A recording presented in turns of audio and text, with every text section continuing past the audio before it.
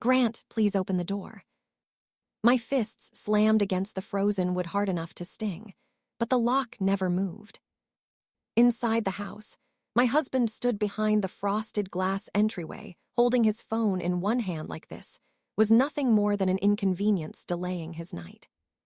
Before we continue, please hit the like button, subscribe to the channel, and turn on the notification bell for updates. "You need to calm down," he said. "I have the baby out here." Our 6-month-old daughter, Sophia, cried against my shoulder, her tiny face red from the cold. I bounced her desperately beneath the porch light while snow drifted across the driveway in thin white streaks. Grant didn't even look at her. "You're not coming back in," he said flatly. Then the porch light clicked off. Darkness swallowed us instantly. For a second, I honestly thought he would reopen the door. That this was another one of his cruel little punishments meant to scare me into apologizing for something I didn't even understand. But upstairs, a bedroom curtain shifted. He was watching. My phone battery flashed 2%. I hurried to the neighbor's house next door, still clutching Sophia under my coat. I knocked hard enough to wake half the street. Curtains moved. A television shut off somewhere inside. Nobody answered. Grant had spent years telling everyone I was fragile after the baby. Emotional, forgetful, unstable. And now nobody wanted to get involved. I stood at the curb, shaking so hard my teeth clicked together. I had no wallet, no car keys, no money. Grant controlled every account we had. I hadn't even spoken to my mother in over a year because he said she poisoned me against him. Sophia let out another sharp cry. Then headlights turned onto our street. A dark pickup slowed beside me and stopped. Every instinct in my body screamed not to trust a stranger at midnight. But the driver stepped out slowly with both hands visible, his eyes going immediately to the baby wrapped against my chest. "Lena Morales," he asked carefully. I froze. "I'm sorry," he said. "I didn't mean to scare you." "How do you know my name?" The man glanced toward the house. Upstairs, Grant's silhouette disappeared from the window. The stranger lowered his voice. "I've been trying to find your husband for months." Cold crawled through me that had nothing to do with the weather. He pulled out his phone and opened a photo. Grant stood beside a brunette woman I'd never seen before. She looked terrified. "Who is that?" I whispered. "You really don't know?" "No." The man stared at me for another second before answering. "That's because she disappeared." Sophia whimpered softly against my shoulder as the stranger looked back toward my dark house. Then he said the sentence that made my stomach drop. "He's not who you think he is." The heat inside the truck made my fingers ache as feelings slowly returned to them. Sophia finally stopped crying after I warmed a bottle between my palms and fed her in the passenger seat. The stranger kept his eyes forward while I held her, giving me space like he understood exactly how dangerous this looked. Every few seconds, though, I caught myself staring at the door handle. Ready to run. "My name, Daniel," he said quietly. "Daniel Pierce." I didn't answer. "My sister hired your husband's company 3 months ago. A week later, she vanished." The windshield wipers dragged across falling snow. "You expect me to believe that?" I asked. "No," he admitted. "I expect you to think I'm crazy." He reached into the back seat slowly and handed me a folded missing person flyer. Same woman from the photo, Erica Pierce, 29 years old. Missing for 92 days. I looked at the picture again. Grant had never mentioned her, not once. Daniel kept driving while asking careful questions that made me more uncomfortable the longer I sat there. "Does your husband keep rooms locked?" "Yes." "Basement." I hesitated. "His office."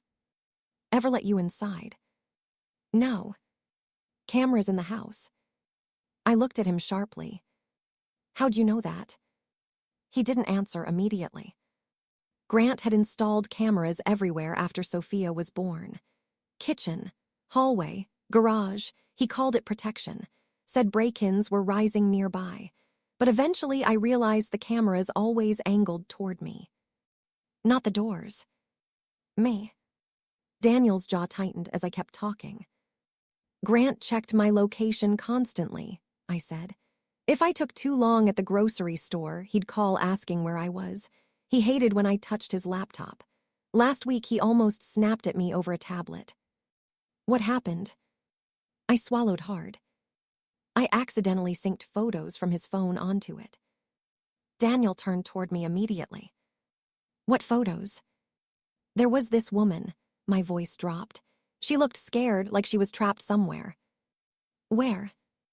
I don't know, some room with blue plastic walls. I stopped breathing for a second. Yes. Daniel cursed under his breath and gripped the steering wheel harder. That detail was never released publicly. A pulse of panic climbed my spine. Before I could speak again, my phone rang in my lap. Grant. I stared at the screen while Sophia slept against my chest. Don't answer it, Daniel warned. But I already had. Grant's voice came through calm, controlled, almost gentle. Lena, he said, listen to me carefully. I said nothing. If you tell anyone what you saw, he paused, you'll regret it. The line went dead. By the time Daniel pulled into the emergency family shelter parking lot, snow had started sticking to the roads. The building looked safe from the outside. Warm lights, security cameras, a glowing sign near the entrance promising emergency housing for women and children. For the first time all night, I thought maybe we were going to be okay. That feeling lasted less than 2 minutes. The woman at the front desk checked my ID, typed something into her computer, then suddenly stopped. Her expression changed. What is it? I asked. She forced a tight smile. One moment. She disappeared into an office behind the desk, while 2 other staff members looked toward me. Toward Sophia. My stomach tightened. When the woman returned, her voice had become strangely careful. Mrs. Morales, your husband contacted us earlier tonight. Daniel stiffened beside me. He informed us you may be experiencing severe postpartum instability. I stared at her. What? He also said you left home unexpectedly with the baby. That's not what happened. The woman lowered her voice further. He expressed concern you could be a danger to yourself or your child. The room tilted for a second. Grant had planned this. Not tonight specifically, something bigger. He had already built a version of me people were prepared to believe. One staff member gently reached for Sophia. We just need to ask you a few questions privately. No, I stepped back instantly. Other women sitting in the waiting area began staring openly now. A little boy near the vending machine watched me like I was dangerous. I'm her mother, I said. My husband locked us outside. Daniel suddenly pulled out his phone. You need to see this before you separate her from that baby. The worker hesitated as Daniel showed Erica's missing person report alongside screenshots connected to Grant's company. The woman's face changed immediately. Quietly, she handed me back Sophia. You can stay tonight, she whispered, but if there's criminal activity involved, you need police. Inside a small office upstairs, Daniel finally explained everything. Erica had discovered illegal hidden cameras inside clients' homes, bedrooms, offices, private spaces people never agreed to monitor. Grant used the footage for blackmail. Suddenly, dozens of moments clicked together in my head. Grant recording arguments. Grant insisting microphones were smart home features. Grant always knowing conversations I'd had alone. With shaking hands, I logged into the cloud backup linked to the broken tablet. New photos loaded slowly onto the screen. Then one image stopped me cold. A storage shelf inside Grant's basement office. Surveillance equipment stacked beside binders. And pinned on the wall behind them, Erica's missing person flyer. Daniel looked at me. We go to the police now. I opened my mouth to answer, but a notification interrupted us. Grant had posted online. A smiling family photo filled the screen. His caption read, "Praying my wife gets the help she needs during this difficult episode." Comments flooded in underneath, almost instantly. "Stay strong, Grant. You're such a good father. Protect that baby." One woman wrote, "I always worried something was off with her." I couldn't stop staring at the screen. Then Daniel's phone buzzed. His expression hardened as he read the message. Unknown number. 3 words. She found the room. Then another message appeared. Move now. Daniel grabbed his keys before I could even process the message. We're leaving, he said. What, why? He looked through the blinds toward the parking lot below. Because that SUV wasn't there 5 minutes ago. A black SUV sat across the street with its headlights off. Waiting. Fear hit me so fast my hands went numb. Daniel took the baby bag from my shoulder, unzipped the side pocket, and froze. There it is. He held up a small round tracking device stitched beneath the lining. My stomach dropped. Grant put that in there. You said he installed security systems for a living, Daniel said. Of course he did. Within seconds, we were moving through the shelter's rear exit into freezing air again. Daniel tossed the tracker into a puddle, crushed it beneath his boot, then drove us across town without turning on the interior lights once. An hour later, we sat inside a cramped office at a nearly empty police precinct. Detective Isabel Ruiz listened with folded arms, while exhaustion carved shadows beneath her eyes. So let me get this straight, she said. Your husband runs a respected security company, has no criminal record, sponsors youth programs, and somehow he's secretly kidnapping women. I know how it sounds, I whispered. Ruiz looked unconvinced. Until I mentioned the basement office. The door has a keypad lock, I said. Reinforced steel frame. He told me once, privacy is how people stay powerful. Ruiz's expression shifted slightly. Repeat that. I did. The detective exchanged a glance with another officer nearby. What? Daniel demanded. Ruiz leaned back slowly. We've had complaints before. Women claiming their homes felt monitored after using Grant's company. Nothing we could prove. At that exact moment, my cloud backup finished syncing. A video file appeared on the screen. Unintentional recording, 11 seconds long. I tapped it open. The footage shook violently like someone had dropped a phone onto a counter. Then Grant's voice filled the room. You should have stayed quiet. A woman answered sharply. Erica, you're recording people in their homes, Grant. Do you realize how insane this is? Blue plastic walls covered the background behind her. My pulse pounded harder. Then Erica said the words that changed everything. If anything happens to me, they'll find out. Grant suddenly noticed the phone recording. His face snapped toward the camera. The clip ended as his hand lunged forward. Silence filled the office. Detective Ruiz stood immediately. Get me a judge, she ordered another officer. Now. The entire room erupted into motion. Phones ringing, officers moving, papers printing. And for the first time since Grant locked me outside, somebody finally believed me. But deep down, I knew something else too. Grant would realize exposure was coming. By dawn, red and blue police lights flooded our street. I stood across from the house, wrapped in a blanket, Sophia asleep against my chest, while officers surrounded every entrance. Neighbors gathered outside in coats and slippers, whispering in confusion. Detective Ruiz raised a megaphone. Grant Morales opened the door. Nothing. Again. Grant Morales, this is the police. Still silence. Then movement flickered behind an upstairs curtain. Ruiz lowered the megaphone. Her voice turned cold.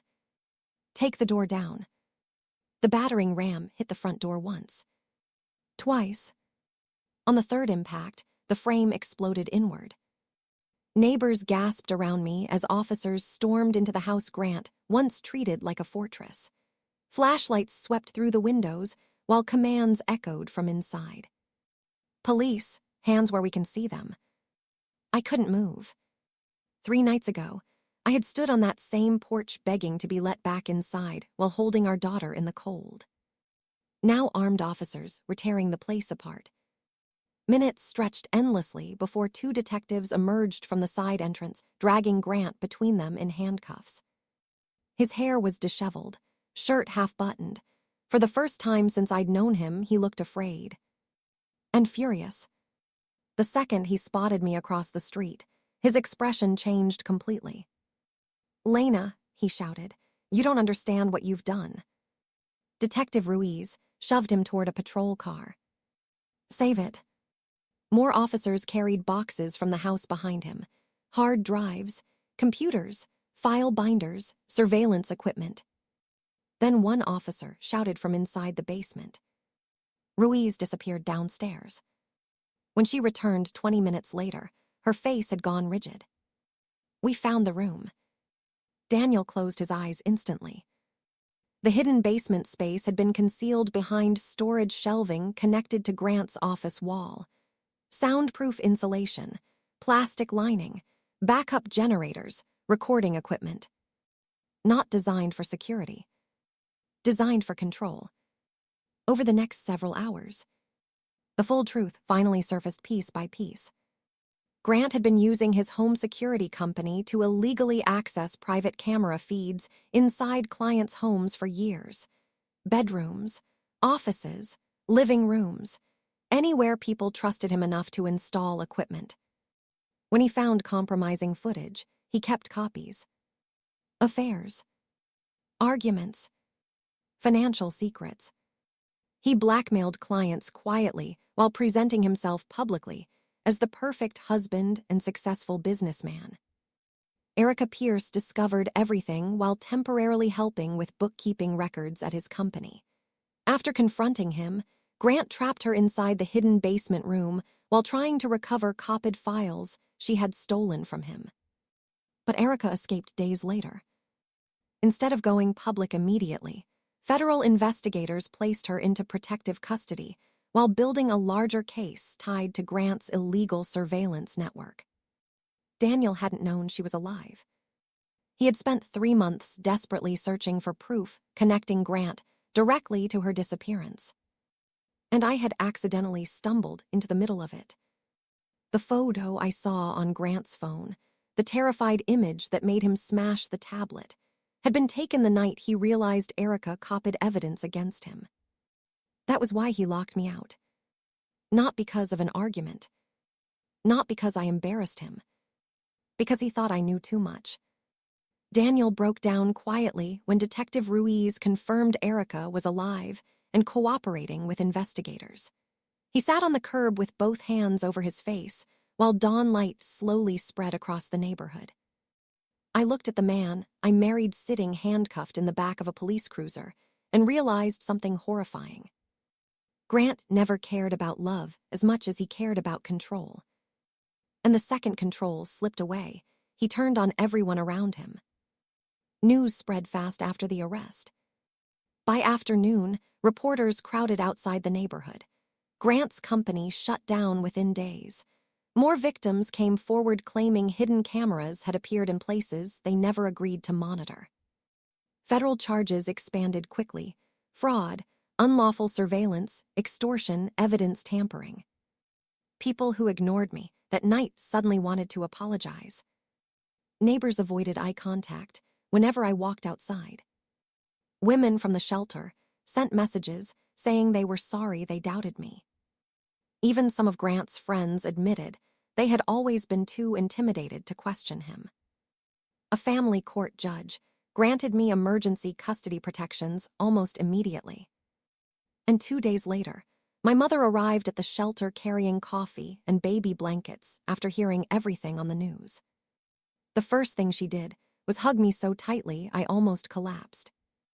3 days after Grant locked me out, Detective Ruiz escorted me back to the house one final time to collect my belongings. The place barely looked familiar anymore. Cabinets hung open. Yellow evidence markers covered the floors. Broken drywall exposed hidden wiring Grant had buried inside the walls. The illusion was gone. At the front door, I stopped for a moment with Sophia sleeping quietly against my shoulder. This was the same doorway where Grant left us freezing in the dark, believing nobody would help me. Now his entire life had collapsed behind it. I stepped outside without looking back. Because this time, I was leaving by choice. The door he locked to trap me became the same door police smashed open to destroy everything he built.